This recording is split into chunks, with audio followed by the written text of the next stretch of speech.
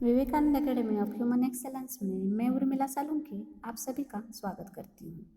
छात्रों, आज हम देखने वाले हैं लेसन 16वां, जिसका नाम है पानी की कहानी। 8वीं कक्षा से लेसन है पानी की कहानी। मैं आगे बढ़ा ही था कि बेर की झाड़ी पर से मोती सी एक बूंद मेरे हाथ पर आ पड़ी। मैं आगे बढ़ा ही था कि बेर की झाड़ी पर से मोती सी एक बूंद मेरे हाथ पर आ पड़ी। मेरे आश्चर्य का ठिकाना न रहा। आश्चर्य यानी हैरानी। मेरे आश्चर्य का ठिकाना न रहा जब मैंने देखा कि ओस की बूंद मेरी कलाई पर से सरक कर हथेली पर आ गई। सरक कर यानी फिसल कर। मेरी दृष्टि पड़ते ही वहाँ ठहर गई। दृष्टि यानी नजर। थोड़ी देर में मुझे सितार के तारों की झंकार यानी धुन सुनाई देने लगी। मैंने सोचा कि कोई बजा रहा होगा। चारों ओर देखा, कोई नहीं। फिर अनुभव हुआ, अनुभव यानी एक्सपीरियंस। फिर अनुभव हुआ कि यह स्वर मेरी हथेली से निकल रहा है। ध्यान से देखने पर मालूम हुआ कि बूंद के 2 कण हो गए। कण यानी बहुत छोटा टुकड़ा, और वे दोनों हिल हिल कर यह स्वर यानी आवाज उत्पन्न कर रहे हैं, मानो बोल रहे हो। उसी सुरीली आवाज में मैंने सुना, सुनो सुनो। मैं चुप था।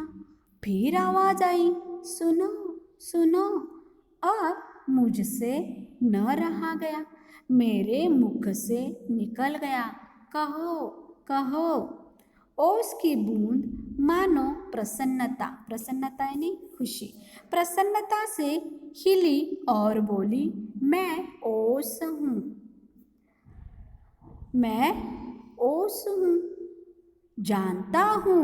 मैंने कहा, लोग मुझे पानी कहते हैं, जल भी। मालूम है, मैं बेर के पेड़ में से आई हूँ। झूठी, मैंने कहा और सोचा, बेर के पेड़ से क्या पानी का फव्वारा निकलता है? बूंद फिर हिली, मानो मेरे अविश्वास से उसे दुख हुआ हो। अविश्वास, भरोसा न करना। सुनो, मैं इस पेड़ के पास की भूमि में बहुत दिनों से इधर उधर घूम रही थी। मैं कणों का हृदय, हृदय यानी दिल, मैं कणों का हृदय टटोलना, टटोलना मतलब ढूंढना, खोजना, टटोलते फिरती थी कि एकाएक पकड़ गई। कैसे? मैंने पूछा। वह जो पेड़ तुम देखते हो ना, वह ऊपर ही इतना बड़ा नहीं है, पृथ्वी में भी लगभग इतना ही बड़ा है। उसकी बड़ी जड़ें, छोटी जड़ें और जड़ों के रोए हैं। वे रोए बड़े निर्दयी होते हैं। रोए यानी रूट्स, निर्दयी यानी दयाहीन। मुझ जैसे असंख्य जल कणों को वे बलपूर्वक पृथ्वी से खींच लेते हैं। बलपूर्वक मतलब ताकत से, हिम्मत से। कुछ को तो पेड़ एकदम खा जाते हैं, और अधिकांश, अधिकांश मतलब एक बड़ा भाग का सब कुछ छीन कर उन्हें बाहर निकाल देते हैं। क्रोध और घृणा, क्रोध यानी क्या आता है? गुस्सा, और घृणा यानी क्या आती है? नफरत।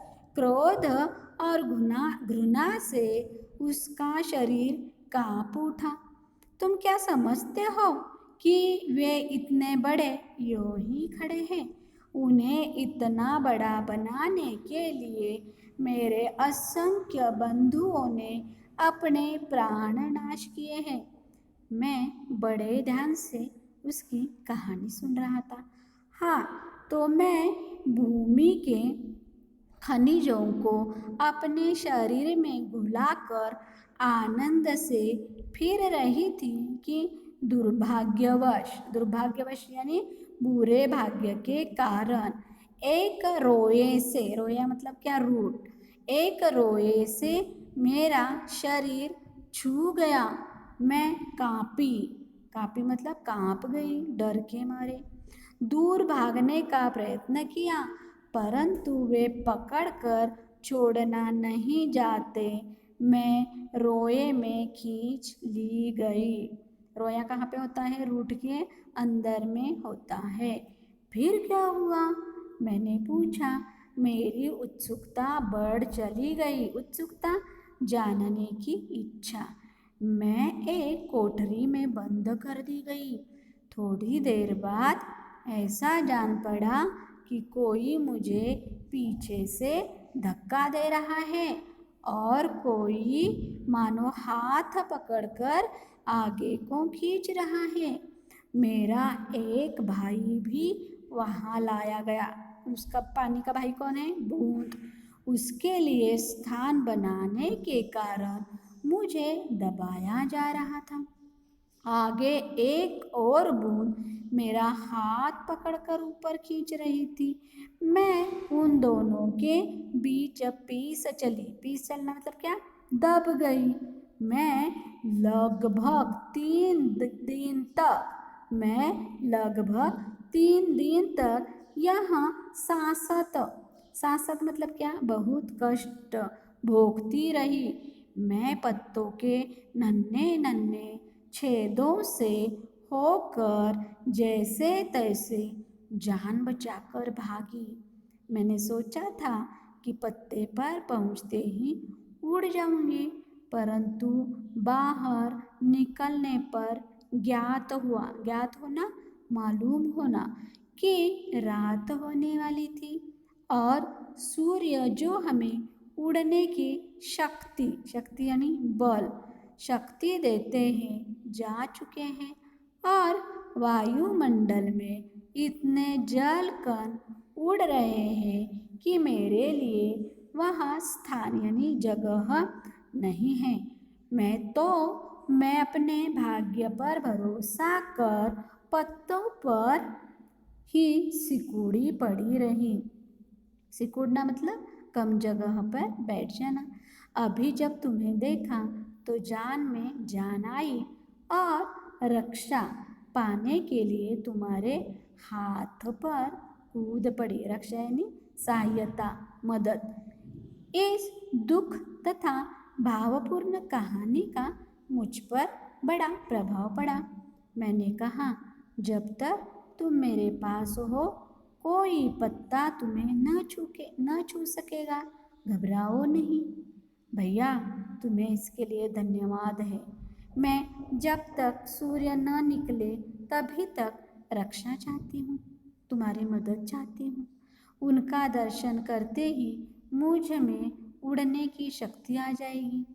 मेरा जीवन विचित्र घटनाओं से परिपूर्ण है। परिपूर्ण मतलब भरा हुआ है। मैं उसकी कहानी तुम्हें सुनाऊंगी तो तुम्हारा हाथ तनिक यानी जरा भी न दुखेगा।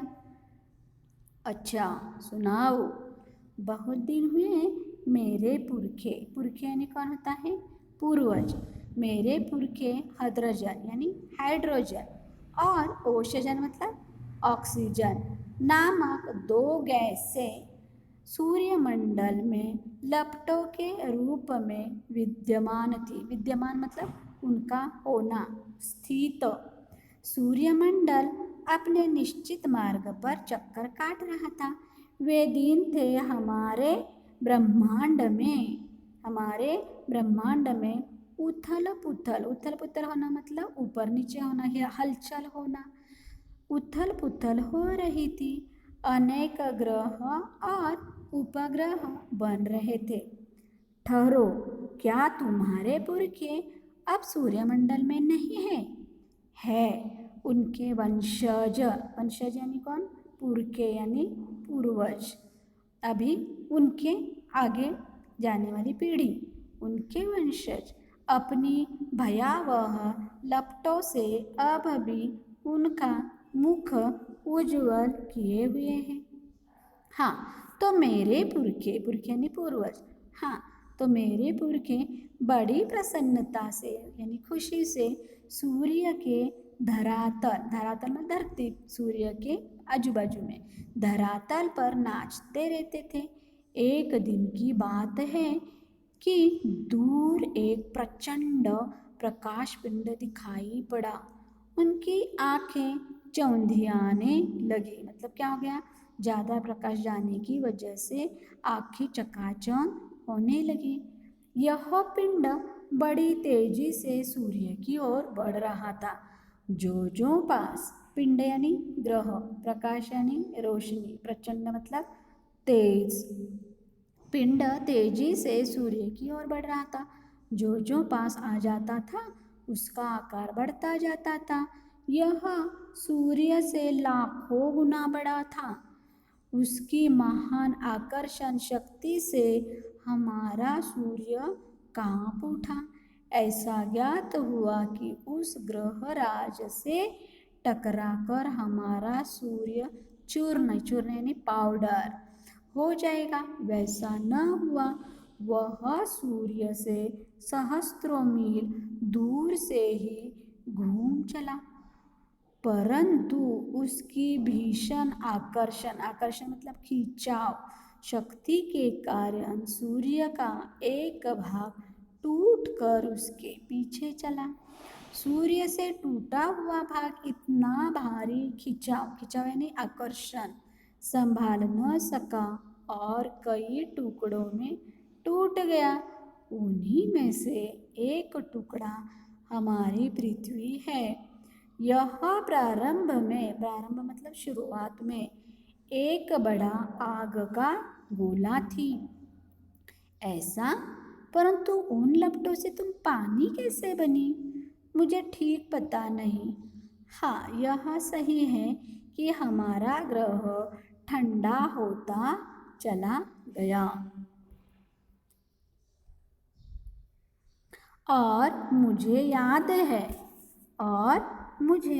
याद है कि अरबों वर्ष पहले मैं हाइड्रोजन और ओशजन के रासायनिक क्रिया के कारण उत्पन्न हुई हूँ। उन्होंने रासायनिक मतलब कैसे होता है, रसायनों की वजह से। और मुझे याद है कि अरबों वर्ष पहले मैं हाइड्रोजन, ऑक्सीजन मतलब ऑक्सीजन के रासायनिक मतलब उस एक दूसरे में मिलने के कारण उत्पन्न हुई हूँ। उन्होंने आपस में मिलकर अपना प्रत्यक्ष यानी वास्तविक रूप में दिखने वाला अपना प्रत्यक्ष अस्तित्व गंवा दिया और मुझे उत्पन्न किया। मैं उन दिनों भाप के रूप में पृथ्वी के चारों ओर घूमती फिरती थी। उसके बाद न जाने क्या हुआ, जब मुझे होश आया तो मैंने अपने को ठोस बर्फ के रूप में पाया। ठोस यानी कड़क। मेरा शरीर पहले भाप रूप में था, वह अब अत्यंत छोटा हो गया था। वह पहले से कोई 17वां भाग रह गया था। मैंने देखा मेरे चारों ओर मेरे असंख्य साथी बर्फ बने पड़े थे। जहाँ तक दृष्टि जाती थी बर्फ के अतिरिक्त कुछ दिखाई न पड़ता था। जिस समय हमारे ऊपर सूर्य की किरणें पड़ती थी तो सौंदर्य, सौंदर्य यानी सुंदरता बिखर पड़ता था। हमारे कितने साथी ऐसे भी थे जो बड़ी उत्सुकता से आंधी में ऊंचा उड़ने, उछलने, कूदने के लिए कमर कसे तैयार बैठे रहते थे। कमर कसना, तैयार होना बड़े आनंद का समय रहा होगा। बड़े आनंद का, कितने दिनों तक, कई लाख वर्षों तक। कई लाख, हाँ, चौंको नहीं। मेरे जीवन में 100-200 वर्ष दाल में नमक के समान भी नहीं है। मतलब क्या, दाल में नमक मतलब किसी पदार्थ में किसी दूसरे पदार्थ का बहुत कम मात्रा में मिलना। मैंने ऐसे दीर्घजीवी, दीर्घ मतलब ज़्यादा दिन तक जीने वाले, मैंने ऐसे दीर्घजीवी से वार्तालाप, वार्तालाप मतलब क्या, बातचीत करते जान अपने को धन्य माना और ओस के बूंद के प्रति मेरी श्रद्धा यानी विश्वास, प्यार बढ़ चली। हम शांति से बैठे एक दिन हवा से खेलने की कहानियाँ सुन रहे थे कि अचानक ऐसा अनुभव हुआ मानो हम सरक रहे हैं। सबके मुख पर हवाइयाँ उड़ने लगी। मतलब क्या हो गया, हवाइयाँ उड़ना, बहुत डर जाना। अब क्या होगा। इतने दिन आनंद से काटने के पश्चात यानी बाद, अब दुख सहन करने का साहस यानी धैर्य हम में न था। बहुत पता लगाने पर हमें ज्ञात यानी मालूम हुआ कि हमारे भार से ही हमारे नीचे वाले भाई दब कर पानी हो गए हैं। उनका शरीर ठोसपन यानी कड़कपन को छोड़ चुका है और उनके तरल यानी पतले शरीर पर हम फिसल चले हैं। हम फिसल चले हैं। मैं कई मास मतलब महीने समुद्र में इधर उधर घूमती रही। फिर एक दिन गर्म धारा से भेंट होगी। भेंट यानी मुलाकात होगी। धारा के जलते अस्तित्व को ठंडक पहुंचाने के लिए हमने उसकी गर्मी सोखनी प्रारंभ कर दी और इसके फलस्वरूप मैं पिघल पड़ी और पानी बनकर समुद्र में मिल गई। समुद्र का भाग बनकर मैंने जो दृश्य देखा वह वर्णनातीत है। वर्णनातीत है, वर्णनातीत मतलब जिसका वर्णन न किया जा सके।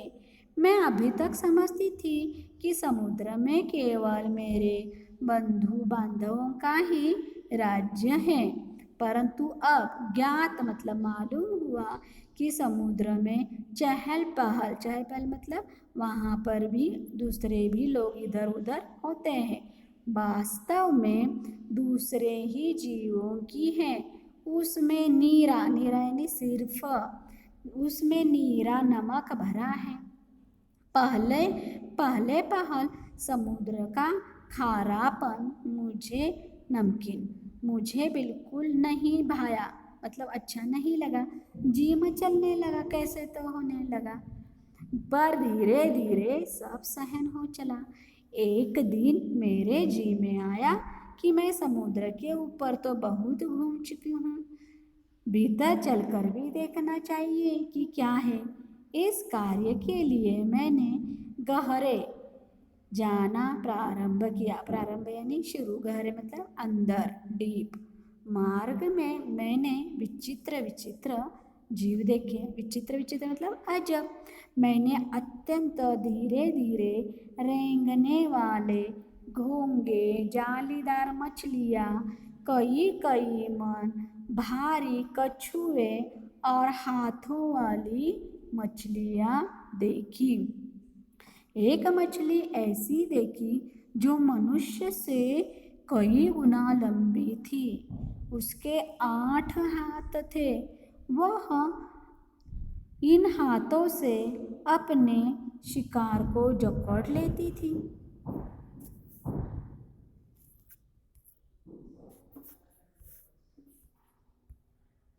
मैं और गहराई के खोज में किनारों से दूर गई तो मैंने एक ऐसी वस्तु देखी कि मैं चौंक पड़ी। चौंकना, हैरान होना, चौंक पड़ी। अब तक समुद्र में अंधेरा था। सूर्य का प्रकाश कुछ भी भीतर तक पहुंच पाता था और बल यानी ताकत लगाकर देखने के कारण मेरे नेत्र यानी आंखें, मेरे नेत्र दुखने लगे थे। मैं सोच रही थी कि यहाँ पर जीवों को कैसे दिखाई पड़ता होगा।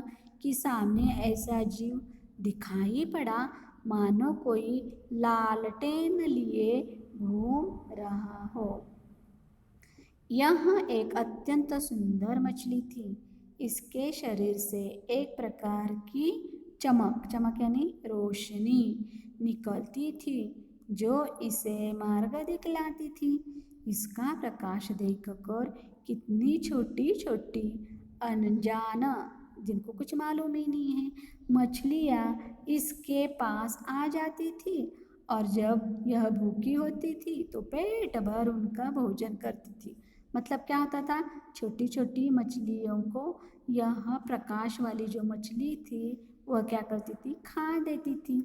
विचित्र है, जब मैं और नीचे समुद्र की गहरी तह तह यानी निचले हिस्से में गहरी तह में पहुंची तो देखा वहाँ भी जंगल है।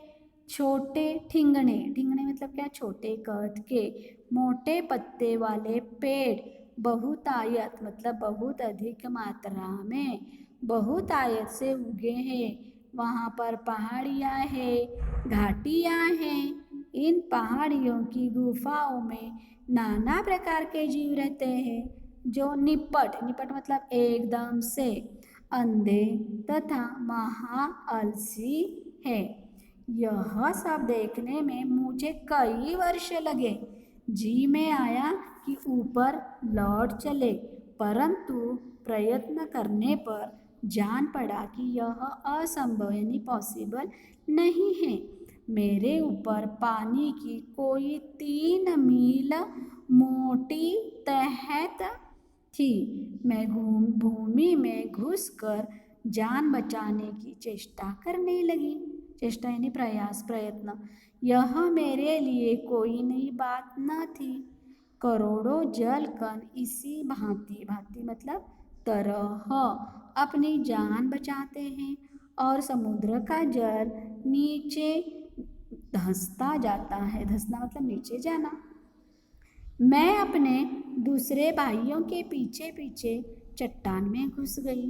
कई वर्षों में कई मील मोटी चट्टान में घुसकर हम पृथ्वी के भीतर एक खोखले मतलब जहाँ पर कुछ भी नहीं, खोखले स्थान में निकले और एक स्थान पर इकट्ठा होकर हम लोगों ने सोचा कि क्या करना चाहिए।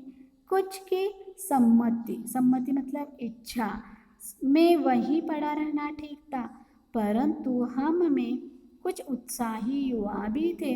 वे एक स्वर में बोले, हम खोज करेंगे, पृथ्वी के हृदय में घूम घूम कर देखेंगे कि भीतर क्या छिपा हुआ है।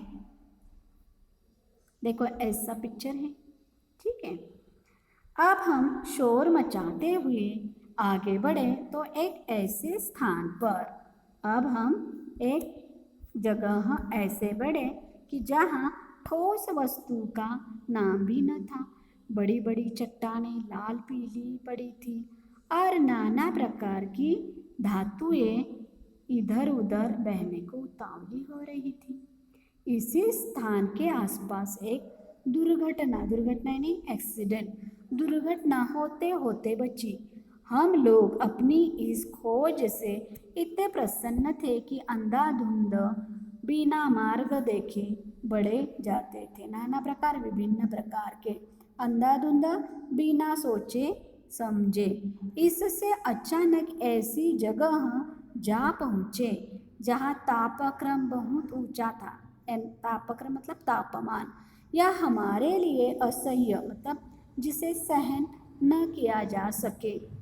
हमारे अगुआ, अगुआ मतलब आगे वाले, हमारे अगुआ कांपे और देखते देखते उनका शरीर ओषजन और हद्रजन में विभाजित यानी बट गया, डिवाइड हो गया।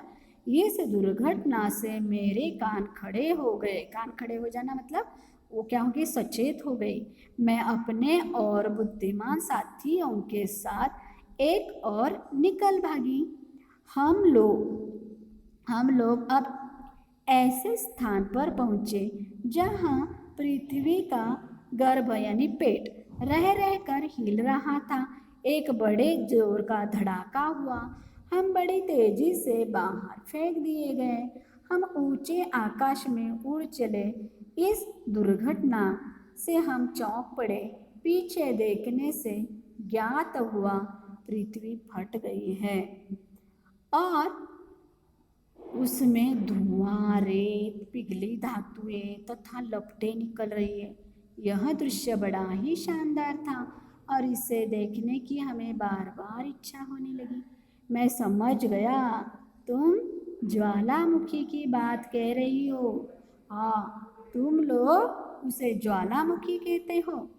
अब जब हम ऊपर पहुंचे तो हमें एक और भाप का बड़ा दल यानी झुंड मिला। हम गरजकर आपस में मिले और आगे बढ़े। पुरानी सहेली आंधी के भी हमें यहाँ दर्शन हुए। वह हमें पीठ पर लादे कभी इधर ले जाती कभी उधर। वह दिन बड़े आनंद के थे। हम आकाश में स्वच्छंद स्वच्छंद मतलब आज़ादी और किलोले मतलब प्रसन्नता से किलकारियाँ भरना किलोले करते फिरते थे। बहुत से भापजल कणों से मिलने के कारण हम भारी हो चले और नीचे झुकाए और एक दिन बूंद बनकर नीचे कूद पड़े। मैं एक पहाड़ पर गिरी। मैं कहाँ पर गिरी? मैं एक पहाड़ पर गिरी और अपने साथियों के साथ मैली कुचली हो एक ओर को बह चली। पहाड़ों में एक पत्थर से दूसरे पत्थर पर कूदने और किलकारी मतलब क्या करना, आवाज़ करना, मारने में जो आनंद आया वह भूला न जा सकता। हम एक बार बड़ी ऊंची शिखर पर से कूदे और नीचे एक चट्टान पर गिरे। बेचारा पत्थर हमारे प्रहार यानी आघात से टूट कर खंडा खंडा हो गया। खंडा खंडा टुकड़े टुकड़े उसके हो गए। यह जो तुम इतनी रेत देखते हो पत्थरों को चबा चबा कर हम ही बनाते हैं। जिस समय हम मौज यानी मस्ती में खुशी में आते हैं तो कठोर से कठोर, कठोर यानी क्या, सख्त, कठोर से कठोर वस्तु हमारा प्रहार यानी आघात सहन नहीं कर सकती। अपनी विजयों से उन्मत्त, उन्मत्त मतलब मद में मस्ती में होकर हम लोग इधर उधर बिखर गए। मेरी इच्छा बहुत दिनों से समतल, समतल मतलब मैदानी भूमि देखने की थी, इसलिए मैं एक छोटी धारा में मिल गई। सरिता के दिवस बड़े मजे के थे। सरिता यानी नदियों के वहाँ पर हम कभी भूमि को काटते, कभी पेड़ों को खोखला कर उन्हें गिरा देते। बहते बहते एक दिन मैं नगर के पास पहुँची। मैंने देखा कि नदी के तट पर, तट यानी किनारे पर, एक ऊंचा मीनार, मीनार मतलब क्या, इमारत बड़ी, मीनार में से कुछ काली काली हवा निकल रही है।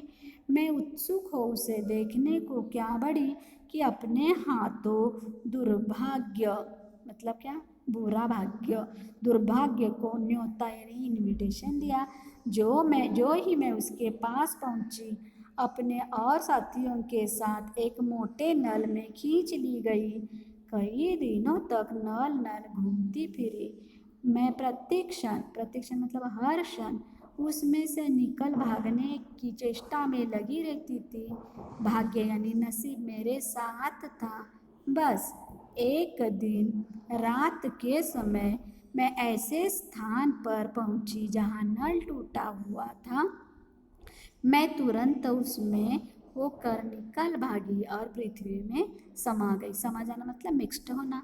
अंदर ही अंदर घूमते घूमते इस पेड़ के पास पहुंची। वह रुकी। सूर्य निकल आए थे। बस मैंने कहा, हाँ, मैं अब तुम्हारे पास नहीं ठहर सकती। सूर्य निकल आए हैं, तुम मुझे रोक कर नहीं रख सकते। वह ओस की बूंद धीरे धीरे घटी मतलब कम होती गई और आंखों से ओझल हुई। आंखों से ओझल होना, दृष्टि से दूर चले जाना।